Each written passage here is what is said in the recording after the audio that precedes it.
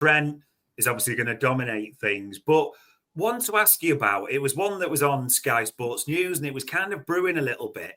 Suggestions that Luis Diaz, that he'll start talk for Liverpool about a contract renewal at the end of the season. I mean, have you been hearing the same at all, or any thoughts particularly on this one? Personally, I haven't heard anything on that to suggest that there's kind of going to be definite talks around that. I'm a little sceptical on it, I have to say, in terms of I don't think Liverpool will be in a position where they're absolutely desperate to give him a new deal.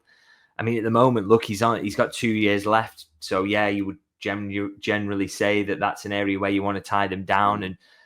But equally, Liverpool have got him on low wages at the moment. So they won't be absolutely. He's at an age where you think, okay, if we may be starting to see his peak years here. If we sign him up for another 5 years, what he's going to be the other side of 30? How much are we going to kind of get out of him? So it's not one way you kind of think that they're knocking down Luis Diaz's door to give him a new contract. And I'm pretty certain, from the player's perspective, he will be desperate to sign a new deal because he's a low earner compared to a lot of his teammates. But yeah, like I say, it's not one that I think Liverpool will be racing into. And I just think he's in a situation where, I think I've said this before, but I think the ideal for Liverpool here would be to kind of, you're going to make changes to the forward line. Can you keep Luis Diaz for one more year and then sell him to Saudi for massive money in the final year of his contract? He gets his contract then. Liverpool get one more year of a versatile, excellent, hardworking player, and kind of everyone's happy at that point, really.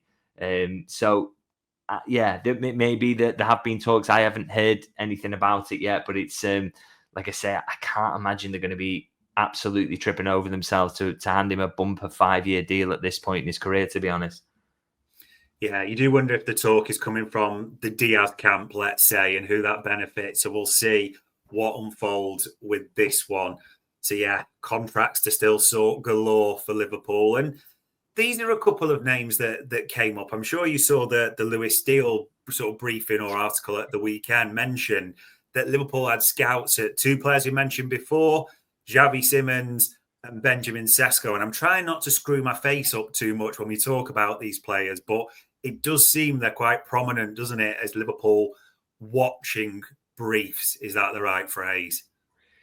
Yeah, I mean, the one with Siemens, they definitely like him. So I think I've written that before. It's kind of one to keep an eye on if a vacancy pops up there where he might be a fit. And there's a big chance he leaves this summer as well because he signed that bizarre contract, didn't he, where he's only got 2 years there. So I expect he will be on the market, and he's a player that Liverpool like. So maybe one to keep an eye on there, and they definitely are watching him. So, that is an interesting one. With Cesco, I just think it's a case of, look, he's a forward who's very, very young, has scored some decent numbers in the top 5 league. So it would be remiss to not send scouts there. I think that's something that's worth remembering a lot when you read transfer links. I mean, I spoke to a scout, this was a while ago, but I think the point still stands that, look, every decent young player on this earth, Liverpool will have someone watching. You could say there was a scout, or if someone says it's hard to knock down the idea that they will be watching Šeško, because they will be watching him. Of course they're watching him.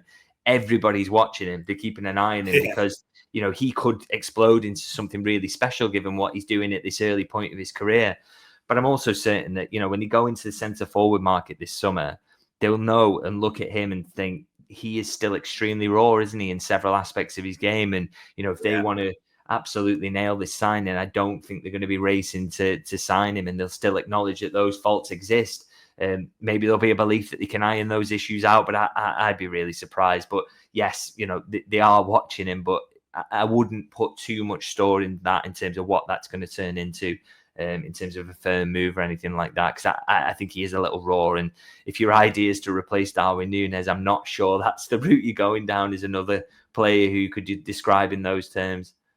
Yeah, maybe there's a bit of Núñez PTSD, but I don't think there'd be exactly, overjoyment in the fan base if he was the number one pick. We'll see if anything develops there. And the only other one that, again, it almost feels like we go full cycle a little bit with this name, Milos Kerkez. Again, I know Lewis mentioned that, from what he's hearing in advance, but there's respect to Bournemouth there and want to keep a good relationship for obvious reasons.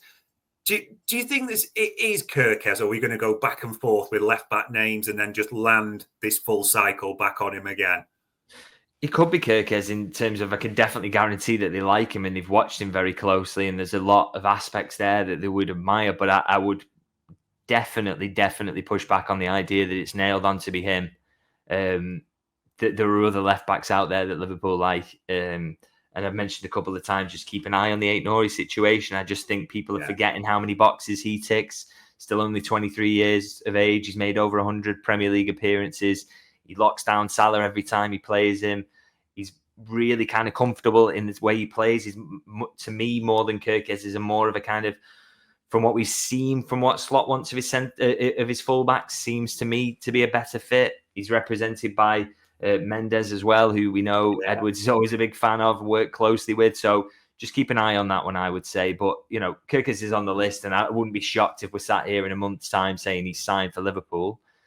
But just keep an eye on the other names. I don't think that is a done deal in the way it's been kind of presented a few times this summer. Let's kind of see. There is also other interest in Kerkez, and the price is quite high. So, he's on the short list. Let's have a look. It's still quite early days as far as I'm aware.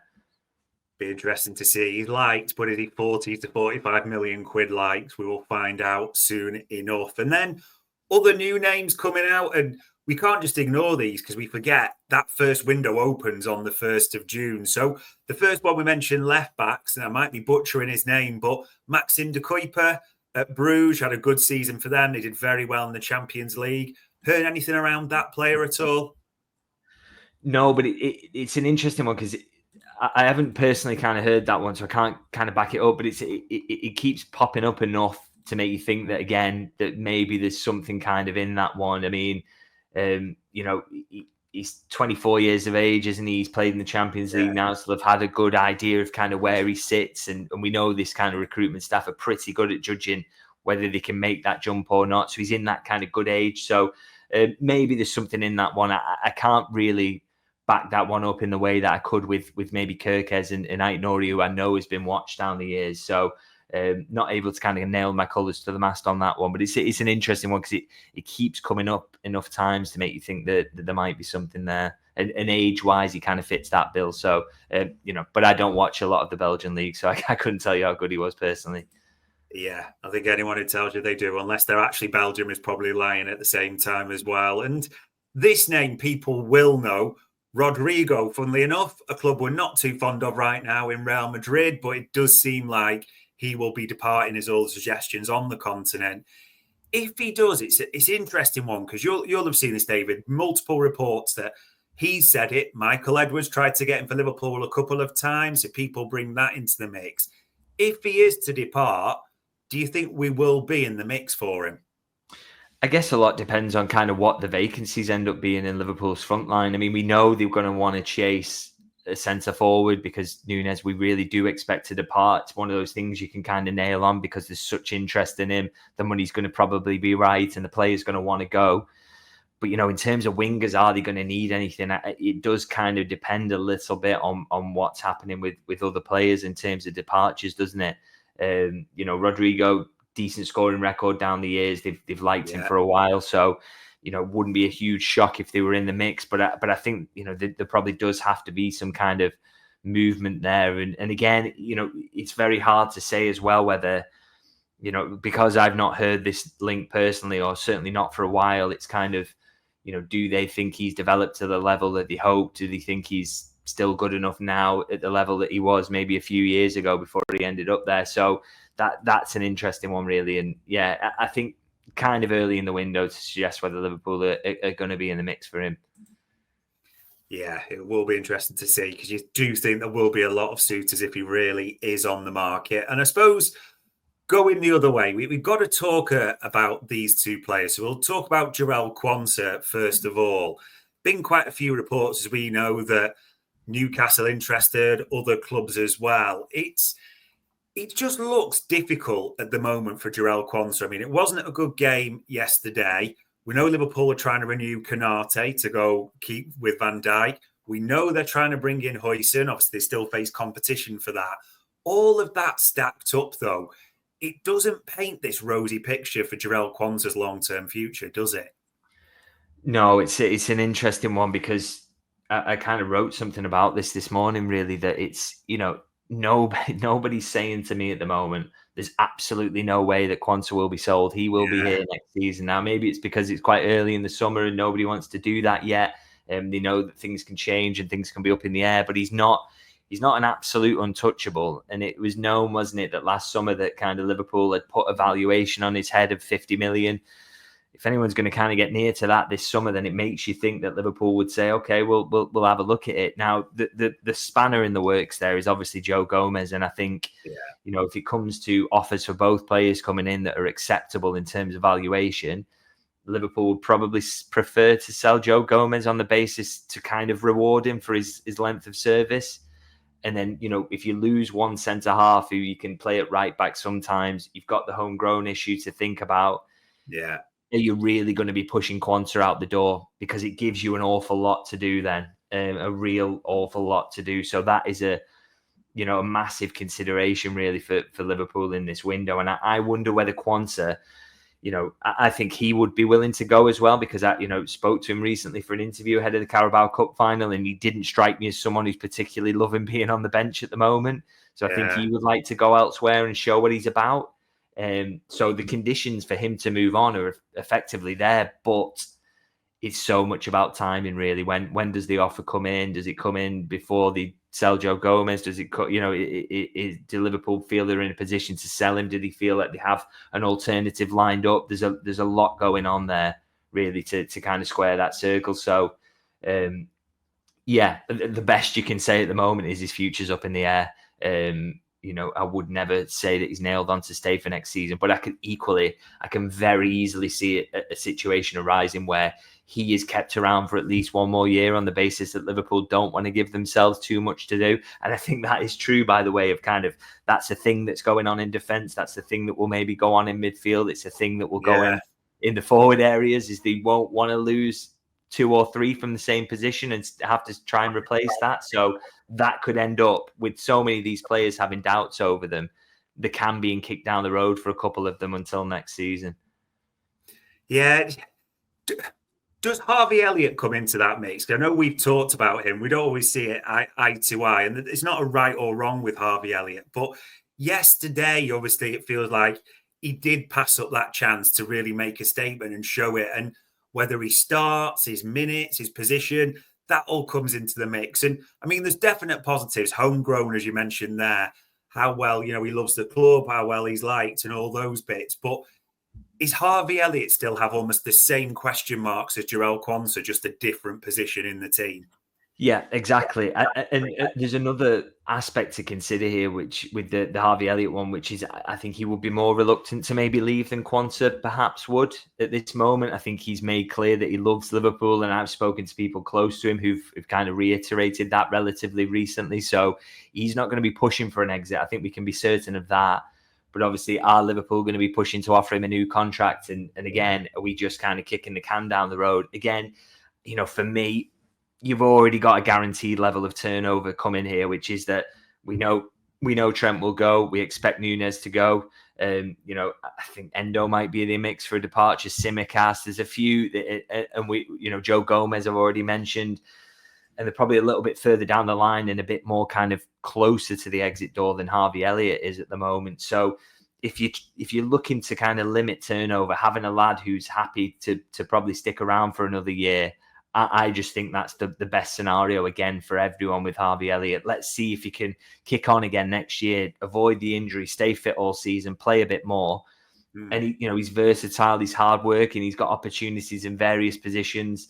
Again, he's just not one where I don't think Liverpool will be like, he's not for sale at any cost. I don't think that's going to be the approach. But equally, I don't think they'll want to give themselves the headache of replacing him with all the other players that they've got to sign this summer. So again, I just think him and Quansah, you're almost in the ideal situation is that you get at least one more season out of both of them. But it's all kind of options are on the table at the moment, and that's why you could say the only thing you can firmly say on both is that they've got uncertain futures coming into this summer. It's a really interesting one. Yeah, and when you say options on the table, it might well just be related to what offers land on the table for Richard Hughes and others to consider. That may be a huge driving force in that. And I mean, Richard Hughes, Arne Slot, everyone's talking about it. This quote unquote big summer. And even on Sky, you probably saw it as well. Arne Slot mentioning how the title win helps us because we're talking to players that have other options as well, other big clubs. But the way it's being put in the media, the way it's even being answered by players on a slot, it's understandable why fans are leaning into this. We're expecting real change or something big, if you want to call it that, to happen this summer, isn't it?